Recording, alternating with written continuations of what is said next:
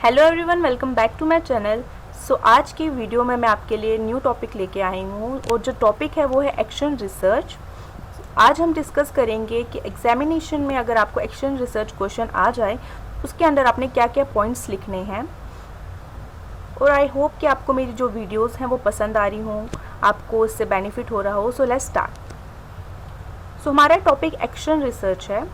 जब भी आपको क्वेश्चन आ जाए एक्शन रिसर्च क्या है, तो आप सबसे पहले आप उसकी थोड़ी सी डिटेल दे देंगे कि जो एक्शन रिसर्च है वो टर्म कहाँ से आई, किसने कॉइन की, थोड़ी सी उसकी इंट्रोडक्शन अगर हम दे दें। जो टर्म है एक्शन रिसर्च, ये फर्स्ट जो कॉइन की थी वो साइंटिस्ट थे, उनका नाम था कर्ट लेविन। उन्होंने ये जो टर्म थी एक्शन रिसर्च को, इसको कॉइन किया था, but in the field of psychology. Alright, इसमें क्या किया था, इन्होंने एक्सप्लेन किया था कि जो लाइफ होती है एक इंडिविजुअल की, वो रिवॉल्व करती है एक मतलब पर्सन और उसके गोल से रिलेटेड होती है, मतलब उसी के इर्द गिर्द घूमती रहती है। और क्या होता है, जो एबिलिटीज़ होती हैं किसी भी पर्सन की, वो किस पे डिपेंड करती है कि उसको क्या गोल अचीव करना है, उसके अकॉर्डिंग उसकी जो एबिलिटीज़ हैं वो डिफाइन होती हैं। So the person activities are govern by the goal. So ये बताया है कि एक इंसान जो है, जो वो एक्टिविटीज़ कर रहा है, जो भी वो चीज़ें कर रहा है अपनी लाइफ में, वो उसको कौन गवर्न करता है, उसका गोल, उसकी लाइफ का जो मोटो है, जो एम है, वो उसको गवर्न करती है उसके एक्टिविटी के ओरिजिन। के बाद हमारा जो मेन पॉइंट आता है कि एजुकेशन में एक्शन रिसर्च को किसने इंट्रोड्यूस किया। So in education Stephen M Moore has applied the term action research. तो एक्शन रिसर्च को एजुकेशन में फर्स्टली जिन्होंने अप्लाई किया था या यूज़ किया था वो कौन थे, स्टीफन एम कोरे।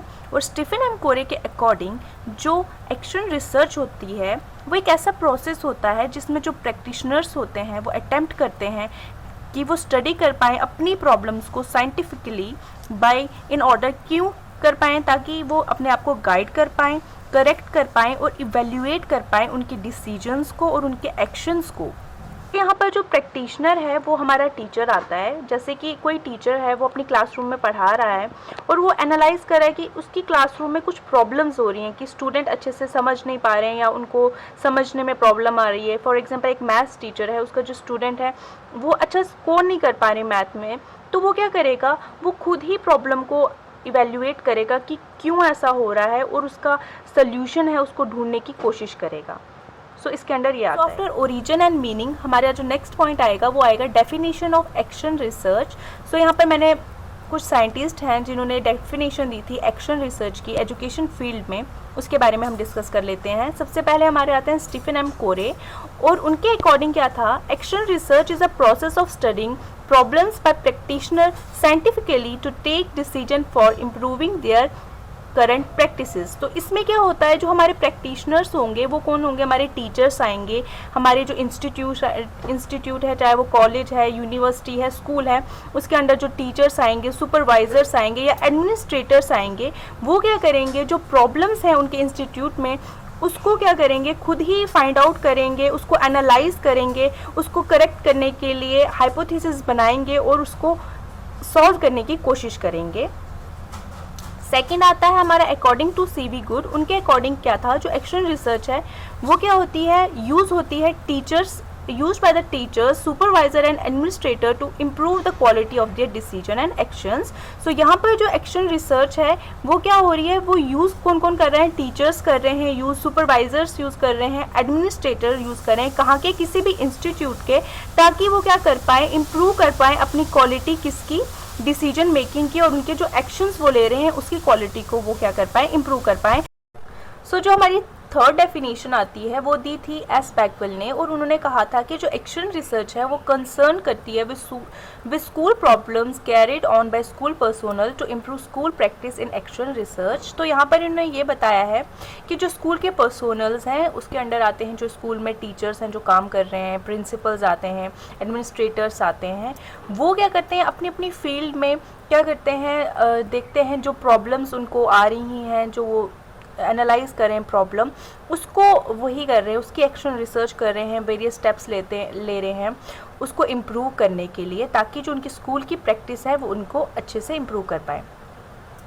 एंड जो फोर्थ है हमारी डेफिनेशन वो दी थी MC थ्रेटे ने, जिन्होंने कहा था एक्शन रिसर्च क्या है, is organised investigated activity aimed towards the study and constructive change of given endeavour by individual और group concern with change and improvement. तो इन्होंने यही बताया था कि जो एक्शन रिसर्च है वो एक ऑर्गेनाइज्ड इन्वेस्टिगेटेड एक्टिविटी है, मतलब ये एक स्टेप वाइज इन्वेस्टिगेशन होती है, ये क्विक इन्वेस्टिगेशन होती है, लेकिन इसमें भी बहुत सारी स्टेप्स को फॉलो करना पड़ता है। इसलिए यहाँ का कहा है ये ऑर्गेनाइज्ड इन्वेस्टिगेशन एक्टिविटी है जिसका एम होता है towards the study and constructive change of given endeavour by individual और group concern with change and improvement, की क्या चेंजेस लानी है या क्या इम्प्रूवमेंट लानी है, अपना जो किसी ने जो टॉपिक या जो भी प्रॉब्लम उन्होंने ले ली है उसके अंडर उसको इम्प्रूव करने के लिए क्या चेंजेस लानी है, क्या एक्टिविटीज़ उन्होंने करवानी है, सो इसके अंडर ये आता है।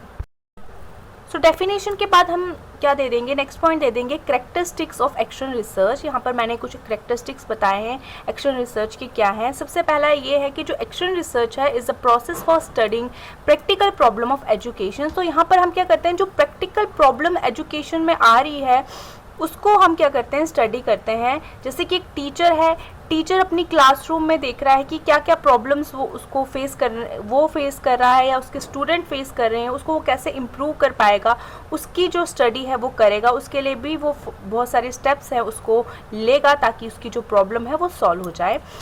नेक्स्ट स्टेप है action research is a scientific procedure for finding out a practical solution of current problem. So इसमें क्या करते हैं, एक प्रोसीजर किया जाता है जिससे जो भी प्रॉब्लम्स हैं उसको वो क्या करें, उसका सोल्यूशन फाइंड आउट कर। सो थर्ड पॉइंट आ रहा है हमारा, जो प्रैक्टिशनर है कैन स्टडी आइडेंटिफाई हिज और प्रॉब्लम। सो यहाँ पे प्रैक्टिशनर्स वो पर्सन आ रहा है जो कि एक्शन रिसर्च में पार्टिसिपेट कर रहा है। जैसे कि टीचर है तो टीचर का एक्शन रिसर्च में क्या है कि वो फाइंड आउट कर रहा है, प्रॉब्लम्स को फाइंड आउट कर रहा है, अपनी प्रॉब्लम्स को भी वो फाइंड आउट करता है। इसमें कैसे, अगर कोई स्टूडेंट है उसको समझ नहीं आ रहा है तो सबसे पहले वो देखेगा कि क्या मेरे पढ़ाने के तरीके में कोई प्रॉब्लम है कि बच्चा समझ नहीं पा रहा है, उसको भी वो एनालाइज करेगा, वो सेल्फ स्टडी भी करेगा कि उसके अंदर अगर कोई प्रॉब्लम है तो वो उसको चेंज करने की कोशिश करेगा, स्टूडेंट के अंदर कोई प्रॉब्लम है उसको सॉल्व करने की कोशिश करेगा।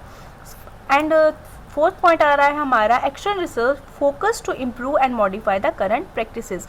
सो इसमें क्या होता है, एक्शन रिसर्च में जो टीचर है या जो प्रैक्टिशनर है वो क्या करता है, इम्प्रूव और मॉडिफाई करने की कोशिश करता है अपनी प्रैक्टिसेस को, ताकि जो अच्छा रिजल्ट है उसको मिल पाए। एंड लास्ट स्टेप इसमें हम दिखते हैं कि individual and group problems are studied by action research. Individual या किसी एक स्पेसिफिक इंडिविजुअल की या किसी ग्रुप की, जैसे कि एक ग्रुप ऑफ स्टूडेंट्स लेते हैं, उसकी जो प्रॉब्लम्स है वो जो फेस कर रहे हैं उसको भी हम स्टडी करते हैं एक्शन रिसर्च में।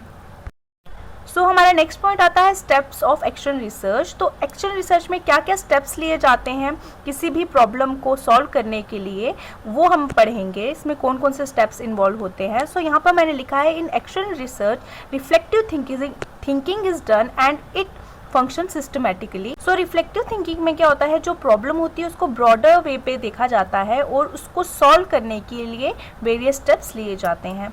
The steps of action research are drawn from reflective thinking process। और इसमें क्या होता है, रिफ्लेक्टिव थिंकिंग में ब्रॉडर वे में देखा जाता है प्रॉब्लम को और उसके कॉन्सिक्वेंसेस क्या हैं, क्यों ये प्रॉब्लम आई, इसको कैसे सॉल्व किया जा पाएगा, ये सब देखा जाता है। सो क्या स्टेप्स आ रहे हैं एक्शन रिसर्च में वो देखते हैं हम। सो जो हमारा फर्स्ट स्टेप आता है एक्शन रिसर्च में वो आता है आइडेंटिफिकेशन ऑफ द प्रॉब्लम। ये फर्स्ट स्टेप होता है और इसमें क्या करते हैं, हम जो प्रॉब्लम है उसको आइडेंटिफाई करते हैं। जैसे कि टीचर है, टीचर की क्लासरूम में क्या प्रॉब्लम हो रहा है उसको आइडेंटिफाई करने के लिए टीचर वेरियस स्टेप्स लेता है, जिसमें कि वो क्वेश्चन आस्क करता है अपने स्टूडेंट्स से और इंक्वायरी बिठाता है ताकि उसको जो प्रॉब्लम है उसके बारे में पता चले। सो इसके अंदर मैंने ये लिखा, आप इनका स्क्रीनशॉट ले सकते हैं। तो जो सेकेंड स्टेप आता है वो हमारा आता है definition and delimitation of the problem. Problem को आइडेंटिफाई करने के बाद जो कि टीचर है वो क्या करता है, प्रॉब्लम को डिफाइन करता है ताकि एग्जैक्ट प्रॉब्लम क्या है उसका पता चल सके, ताकि अगर हमें एग्जैक्ट प्रॉब्लम का पता होगा तो उसी के अकॉर्डिंग हम क्या करेंगे, उसका सोल्यूशन ढूंढेंगे। और इसमें डिलिमिट ऑफ द प्रॉब्लम का मतलब होता है कि लिमिट सेट की जाती है कि अगर ये प्रॉब्लम है सो इसके लिए हम कौन से सोल्यूशंस का यूज़ करेंगे। एंड थर्ड आता है हमारा फॉर्मुलेशन ऑफ हाइपोथेसिस, और प्रॉब्लम को सॉल्व करने के लिए वेरियस हाइपोथेसिस दिए जाते हैं। यहाँ पे स्पेलिंग आई नहीं है, यहाँ पर ई होगा।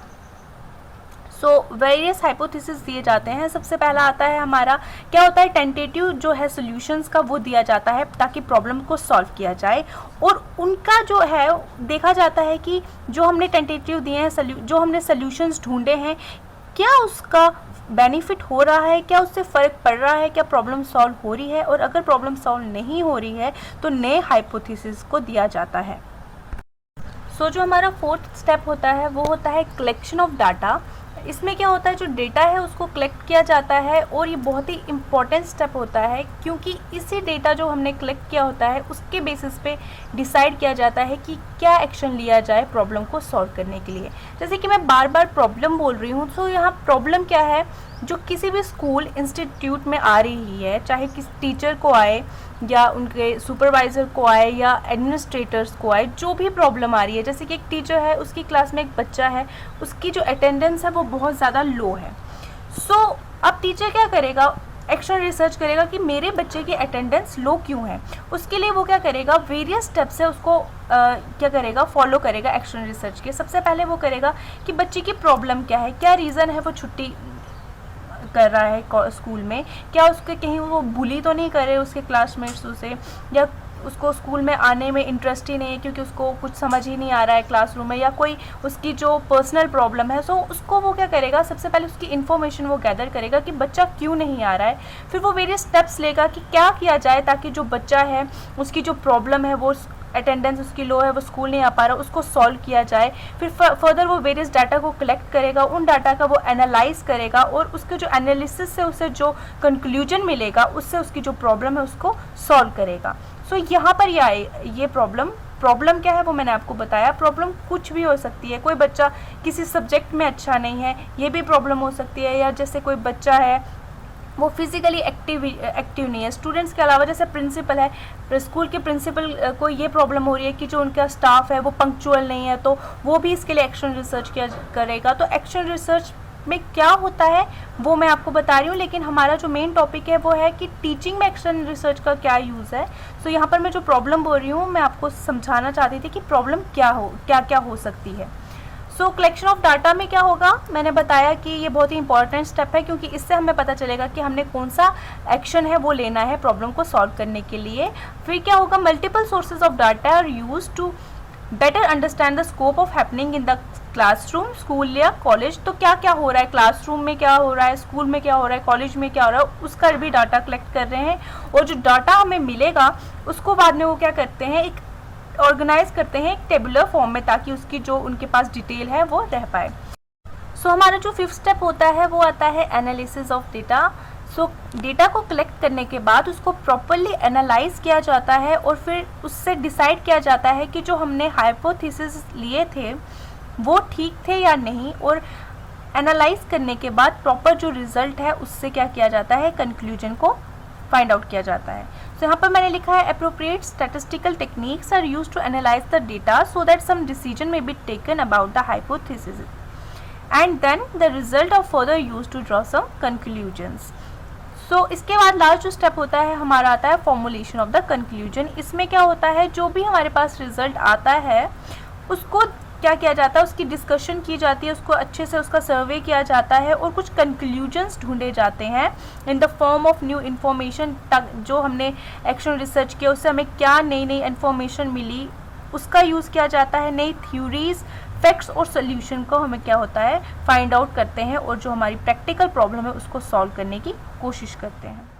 सो एंड में आप ऑब्जेक्टिव्स ऑफ एक्शन रिसर्च लिख सकते हैं, ये जो पॉइंट्स हैं उसके अंडर आएंगे।